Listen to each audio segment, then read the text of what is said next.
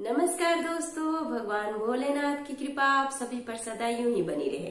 दोस्तों, अघन का महीना चल रहा है। इस महीने में भगवान श्री कृष्ण का विधिवत पूजन करने से हमारे सारे पाप धुल जाते हैं।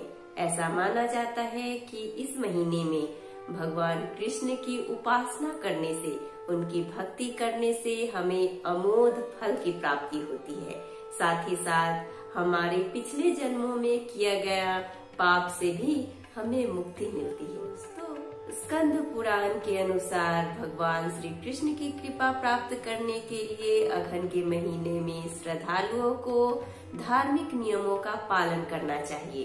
दोस्तों, इस महीने में व्रत एवं उपवास करने से हमें भगवान कृष्ण की अपार कृपा प्राप्त होती है।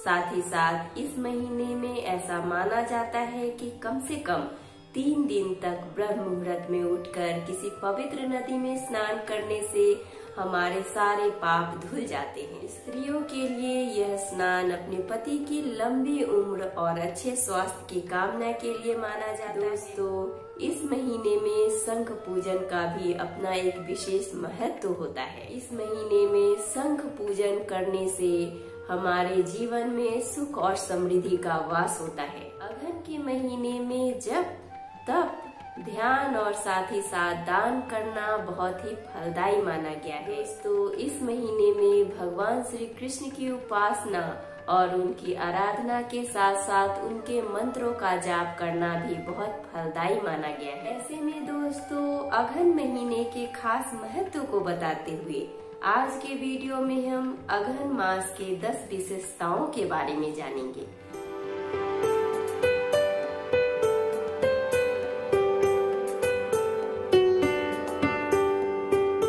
नमस्कार दोस्तों, मैं शिल्पी आप सभी का तहे दिल से स्वागत करती हूँ अपने YouTube चैनल कथा कहानी शिल्पी की जुबानी में। दोस्तों, इस चैनल के माध्यम से मैं आप सभी को हर तरह की कथा और कहानी सुनाऊंगी। अगर आपको मेरी तरह कथा और कहानी सुनना पसंद है तो प्लीज हमारे चैनल कथा कहानी शिल्पी की जुबानी को सब्सक्राइब कर लीजिए। और हाँ दोस्तों, अगर आपकी भी कोई कथा है, कोई कहानी है जो मेरी जुबानी सुननी है तो प्लीज हमें कमेंट बॉक्स में कमेंट करके जरूर बताइएगा। तो चलिए दोस्तों, बैठे बैठे क्या करें, करना है कुछ काम। सुनते हैं आज के अघन मास की 10 विशेषताएं लेके माता लक्ष्मी का नाम।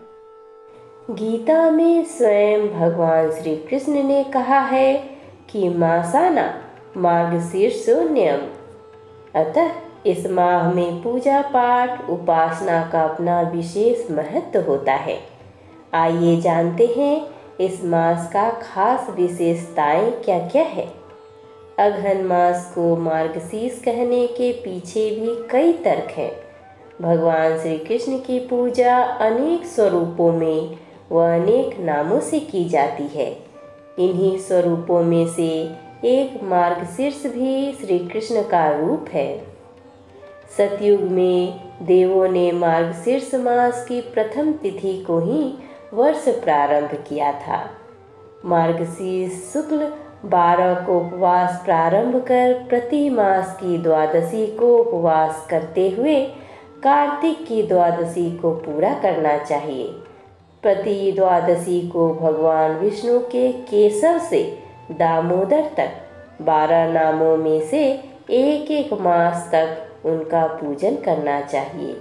इससे पूजक जाति स्मरण पूर्व जन्म की घटनाओं को स्मरण रखने वाला हो जाता है तथा उस लोक को पहुंच जाता है जहां फिर से संसार में लौटने की आवश्यकता नहीं पड़ती है।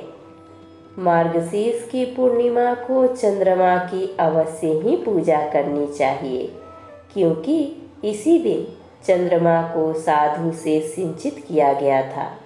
इस दिन माता, बहन, पुत्री और परिवार की अन्य स्त्रियों को एक एक जोड़ा वस्त्र प्रदान कर सम्मानित करना चाहिए। इस मास में नृत्य, गीतादि का आयोजन कर उत्सव भी किया जाना चाहिए। मार्गशीर्ष की पूर्णिमा को ही दत्तात्रेय जयंती मनाई जाती है। मार्गशीर्ष माह में इन 3 पावन पाठ ही बहुत महिमा है।